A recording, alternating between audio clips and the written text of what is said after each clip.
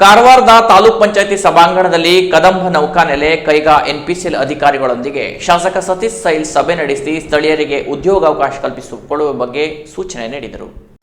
ಈ ವೇಳೆ ಮಾತನಾಡಿದ ಅವರು, ಕೈಗಾ ಹಾಗೂ ಸೀಬರ್ಡ್ಸ್ನಲ್ಲಿ ವಿವಿಧ ಗುತ್ತಿಗೆ ಕಂಪನಿಗಳಿವೆ. ಅಲ್ಲಿ ಹೆಚ್ಚಿನ ಕಾರ್ಮಿಕರ ಅಗತ್ಯವೂ ಇದೆ. ಹೀಗಾಗಿ ಬೇಕಾದ ಕಾರ್ಮಿಕರ ಪೈಕಿ 70% ಸ್ಥಳೀಯರಿಗೆ ಹಾಗೂ 30% ಹೊರಗಿನವರಿಗೆ ಆದ್ಯತೆ ನೀಡಬೇಕು. ಜಿಲ್ಲೆಯ ಯುವಕ ಯುವತಿಯರು ಬೇರೆ ರಾಜ್ಯಗಳಿಗೆ ಕೆಲಸಕ್ಕೆ ಹೋಗುತ್ತಿದ್ದಾರೆ. ಸ್ಥಳೀಯರಿಗೆ ಸ್ಥಳೀಯವಾಗಿಯೇ ಕೆಲಸ ನೀಡಬೇಕು. ಎಲ್ಲಾ ಗ್ರಾಮ ಪಂಚಾಯಿತಿಯಲ್ಲಿ ಅರ್ಹತೆಗೆ ತಕ್ಕಂತೆ ನಿರುದ್ಯೋಗಿಗಳ ಪಟ್ಟಿ ತಯಾರಿಸಬೇಕು. ಇದನ್ನು ತಹಶೀಲ್ದಾರರು ಹಾಗೂ ಕಾರ್ಮಿಕ ಅಧಿಕಾರಿಗಳು ಚರ್ಚಿಸಿ ಪ್ರತಿ ಕಂಪನಿಗೆ ಕಳುಹಿಸಬೇಕು. ಅವರಲ್ಲಿ ಕಂಪನಿಯು ಅಗತ್ಯಕ್ಕೆ ತಕ್ಕಂತೆ ಹಾಗೂ ಅರ್ಹತೆಗೆ ಅನುಗುಣವಾಗಿ ಕೆಲಸಕ್ಕೆ ತೆಗೆದುಕೊಳ್ಳಬೇಕು ಎಂದು ಸೂಚಿಸಿದರು. ಆಚಾರ್ಯ ಫ್ರಮ್ ಕಾರವಾರ. ನಿಮ್ಮ ಜನ ಎಷ್ಟಿದ್ದಾರೆ? 1150.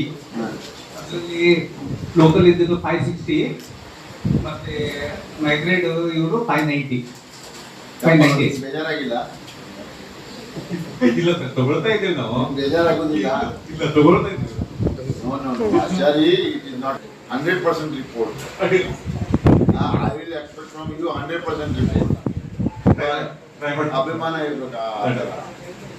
ನಾನು ಬೇರೆಯವರನ್ನು ತಗೊಳ್ಬಾರ್ದು ಎಲ್ಲೂ ಹೇಳುದಿಲ್ಲ. ಒಂದೇನು ಇಲ್ಲಿಯ ಲೋಕಲ್ ಇದ್ದಕ್ಕೆ ಅವ್ರಿಗೊಂದು 25%, ಹೊರಗಿನವ್ರಿಗೆ ಕೊಟ್ಟು 75%.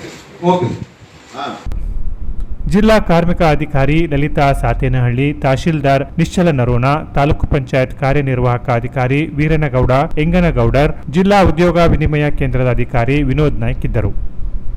Canara press news, Karwar.